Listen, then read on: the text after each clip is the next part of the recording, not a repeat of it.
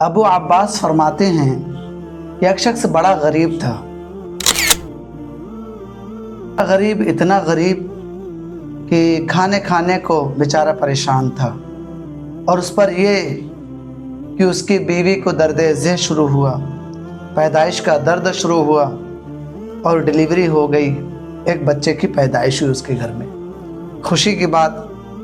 लेकिन उनकी बीवी को कमज़ोरी बहुत हो गई थी, खाने की मिल नहीं रही थी, खाने को मिल नहीं रहा था। तो उन्होंने कहा, शौहर मेरे सरताज, अब मैं दम तोड़ दूंगी, मुझे काफ़ी भूख लगी है, कहीं से कोई इंतज़ाम कीजिए। लेकिन कहते हैं ना कि जब सर पे गरीबी हो तो बाहर वाले और घर वाले भी धोखा देते हैं। वो बेचारे गरीब आदमी जहाँ से सामान वगैरह लेते थे, खुर्दो नोश का, खाने पीने का सामान, उस परचून की दुकान पर गए और उनसे अर्ज़ किया कि हुजूर कुछ सामान खाने को दे दें, मेरी बीवी भूखी है, बाद में हम कमा के मेहनत कर के आपका पैसा कटा देंगे। तो उसने साफ मना कर दिया। दूसरे दुकान पर गए, उसने भी मना कर दिया। तीसरे दुकान पर गए, उसने भी मना कर दिया। बनी के चेहरे पे लाखों निसार होते हैं। हमारे वालिद साहब कहते थे कि बनी के चेहरे पे लाखों निसार होते हैं, बनी जब बिगड़ती है दुश्मन हजार होते हैं। अगर आपके पास 100 रुपया है तो आपको 10 रुपया मिल सकता है, और अगर नहीं है तो नहीं मिलेगा। यानी भरे में लोग भरते हैं, और अगर आप गड्ढे में तो और गड्ढे में धकेलने की कोशिश करते हैं।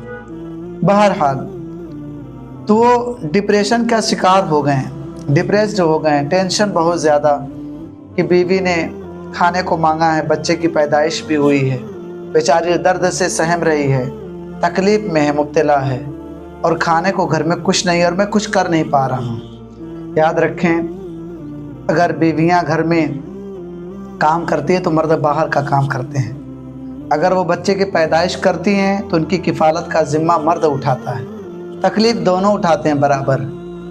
तो मर्द बेचारा रात हो गई जाने में घर, अब सोचा घर लौटूँ तो किस नीयत से लौटूँ, क्या लेकर लौटूँ, क्या बताऊँगा घर में जाकर कि मैं आपके लिए कुछ नहीं कर पाया, मेरी बीवी बेचारी मर गई होगी। बड़े टेंशन में थे तो एक दरिया के किनारे जाकर बैठे। अक्सर इंसान जब तकलीफ़ में होता है तो पानी के किनारे ही जाकर उसे आराम मिलता है। अब वो पानी के किनारे जाकर बैठे तो रात तो हो ही चुकी थी। एक मल्लाह, नाखुदा मल्लाह जो नाव चलाने का काम करता था, वो आवाज़ लगाने लगा कि इस पार से उस पार तरफ जिसको चलना है, मैं फलां इलाके की तरफ लेके जाता हूँ अपनी नाव, जिसको चलना है मैं नाव में बैठे, मैं अपनी नाव लेके जा रहा हूँ। मतलब सवारी ढूंढ रहा था वो। अब ये उसके नाव में बैठ जाते हैं। अब वो बंदा नाव लेकर चलने लगता है, पूछता कहाँ जाना है सर आपको? तो ये कहते हैं मुझे कहीं भी लेके चलो, लेकिन लेके चलो, मुझे खुद पता नहीं कहाँ जाना है, दुनिया में बेगाना हो गया हूँ मैं। उसने कहा कोई बात है तो बताओ, कोई टेंशन है? कहने लगे बताने को तो बता दूँ, लेकिन लोग हंसते हैं, मजाक उड़ाते हैं, कोई मदद नहीं करता। उसने कहा भाई आप बताओ, अगर मेरे लायक होगी तो ज़रूर करूँगा। याद रखें, दुनिया में बहुत किस्म के लोग हैं, कुछ लोग आपका मजाक बनाएंगे तो कि कुछ लोग आपकी मदद भी करते हैं, ऐसे भी लोग हैं, मैं डिनाई नहीं करता। बहरहाल उन्होंने कहा कि मेरी बीवी को बच्चा पैदा हुआ है, बच्चे की पैदाइश हुई है और दर्द के मारे कराह रही है, खाने को घर में कुछ नहीं है, बड़ी परेशान है, और मैं 2 रोटी कमाने के लिए निकला, मुझे रोज़ी भी नहीं मिली, प्लस किसी ने दिया भी नहीं कि मैं अपनी बीवी को जाकर दूं। रात की तारीकी हो गई है, मैं ज़िंदगी से जैसे लग रहा है हार मान गया हूँ। उसने कहा कोई बात नहीं, चलो मैं तुम्हें किनारे पे लेकर चलता हूँ। किनारे पर लेकर आया, कहने लगा जाओ, वहाँ पर एक मस्जिद है, मस्जिद, उस मस्जिद में चले जाओ, और एक बुज़ुर्ग रहते हैं मारूफ़ करखी रहमतुल्लाह ताला अलैह, उनसे सलाम अर्ज़ करना, अपना तकलीफ़ बताना, हो सकता है वो तुम्हारी मदद करें। बहरहाल वो मस्जिद में गए, और मस्जिद में जब तशरीफ़ लेकर गए तो मस्जिद में जाते हुए बोलें अल्लाहुम्मा फ़्तह ली अबवाब रहमतिका, अल्लाह ताला मेरे लिए रहमत के दरवाज़े खोल दे। पहली रहमत तो यही हो गई, क्योंकि जब आप मस्जिद में जाते हैं तो यही बोल के जाते हैं, अल्लाहुम्मा फ़्तह ली अबवाब रहमतिका, ऐ अल्लाह ताला मेरे लिए रहमत के दरवाज़े खोल दे। अब रहमत का दरवाज़ा तो खुल ही चुका है। अंदर जाते हैं, मारूफ करखी रहमतुल्लाहि ताला अलैह नमाज़ पढ़ रहे होते हैं। इन्होंने अचानक सलाम किया, देखा नमाज़ पढ़ रहे हैं। नमाज से फारिग होकर आप सलाम का जवाब देते हैं, वालेकुम अस्सलाम, अल्लाह तुम पर सलामती बरसाए, पीस बी अपॉन यू। तो उन्होंने कहा कि तकलीफ़ क्या है बेटा, किस लिए आप यहाँ आए हैं? कहा हुजूर मस्जिद में आदमी किस लिए आता है? अल्लाह से मदद लेने के लिए। तो फिर वो दोनों बाहर निकले। मारूफ करखी रहमतुल्लाहि ताला अलैह ने कहा कि ठीक है, अगर आपकी ये परेशानी है तो इंशाअल्लाह अल्लाह दूर फरमाएगा। क्या फरमाया? अल्लाह दूर फरमाएगा। और वो मुसब्बिबुल असबाब है, सबब पैदा फरमाने वाला है। इतने में क्या देखते हैं कि एक बंदा आया और मारूफ करखी रहमतुल्लाहि ताला अलैह से बोला, हुजूर मैं आपके बारगाह में आया हूँ नजराने अक़ीदत पेश करने के लिए। ये 500 दिनार मैं आपको देना चाहता हूँ और आप ये ले लीजिए, इसको जहाँ चाहें गरीबों में खर्च कीजिए। तो हज़रत मारूफ करखी रहमतुल्लाहि ताला अलैह ने फरमाया 500 दिनार यानी 500 सोने के सिक्के इस बंदे को दे दीजिए, बहुत ज़रूरतमंद है। अब ज़रा सोचें, आज तो चंदा चोरी वगैरह भी लोग करने लगे मस्जिदों के नाम से।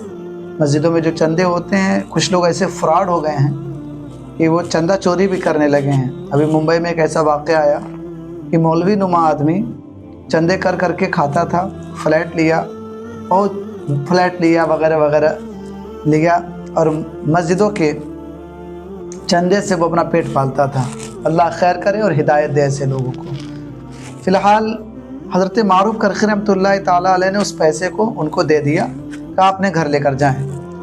कहते हैं नहीं, बनी के चेहरे पे लाखों निसार होते हैं, जब बनी बिगड़ती है दुश्मन हज़ार होते हैं। तो अब बनी तो बन गई। अब वो उसी दुकान पर आए जिस दुकानदार ने, शॉपकीपर ने उनको भगाया था। उसी दुकान पर आए तो बहुत खुश होके आए, बोले फ़ला फ़ला सामान दे दीजिए। उसको समझ में आ गया इनके पास पैसे हैं, तो अब वो अपना चाल बनाने के लिए बोला नहीं आप उसी तरह लेके जाएं। अब बताओ यार, जब ज़रूरत थी तो नहीं दिए थे, अब देख रहे हो उसके पास पैसे हैं तो फ्री में देने के लिए बोल रहे हैं। उन्होंने कहा नहीं मुझे फ्री में नहीं चाहिए, मेरे को सामान दो, उसका पैसा लो। चर्बी लिया और आटा वगैरह लिया, चावल वगैरह लिया, तेल वगैरह लिया और लेकर अपने घर पहुँचे।